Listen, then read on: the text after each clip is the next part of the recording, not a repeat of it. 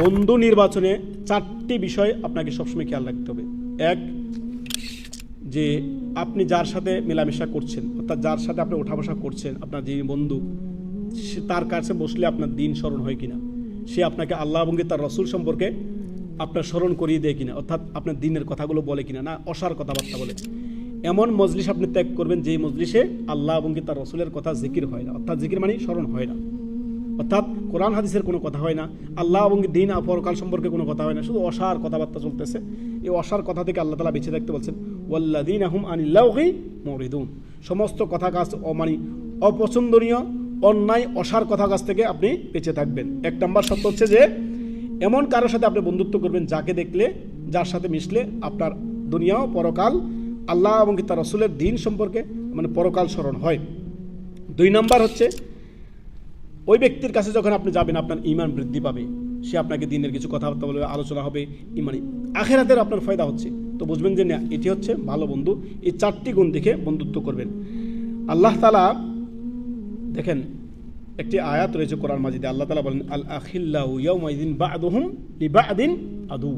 অর্থাৎ এই যে দুনিয়ার যে বন্ধুরা রয়েছে, দুনিয়ায় যে আপনি বন্ধু দোস্ত পাতাই না আমরা, এই দোস্তরা সেই দিন আপনার শত্রু হয়ে যাবে। আল্লাহ তাআলা বলছেন, আল আখিল্লাহু ইয়াউমাইযিন বা'দুহুম লিবা'দিন আদু, অর্থাৎ ওই দিন বন্ধুরা একে অন্যের শত্রু হয়ে যাবে।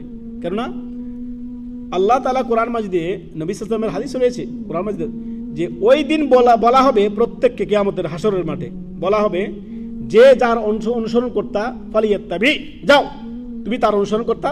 দুনিয়াতে তুমি কাফেরদের অনুসরণ করতা, যাও কাফেরদের সাথে।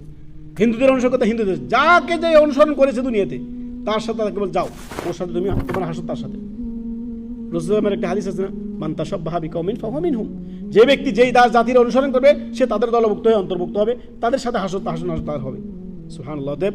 বন্ধু নির্বাচনে আপনি অবশ্যই খেয়াল রাখবেন এই 4টি গুণ। 1 নাম্বার, যাকে দেখলে, যার সাথে ওঠা বসা করলে আপনার পরকাল স্মরণ হয়, যার সাথে বসলে আপনার ঈমান বৃদ্ধি পায়, যার সাথে কথা বললে আপনার জ্ঞান বৃদ্ধি পায়, আর যার সাথে কথা বললে আপনি দেখবেন আর আপনার আখিরাতের কথা মনে পড়ছে, সে আপনার আখিরাত সম্পর্কে আপনার সাথে আলোচনা করছে, অর্থাৎ দিন সম্পর্কে, আল্লাহ এবং তার রাসূল সম্পর্কে, পরকাল সম্পর্কে, ঈমান ইসলাম সম্পর্কে আপনার দিনের জ্ঞান বৃদ্ধি পাচ্ছে, আপনার উপকারী ইলম হাসিল হচ্ছে, আল্লাহ এবং তার রাসূলের কথা হাসিল হচ্ছে।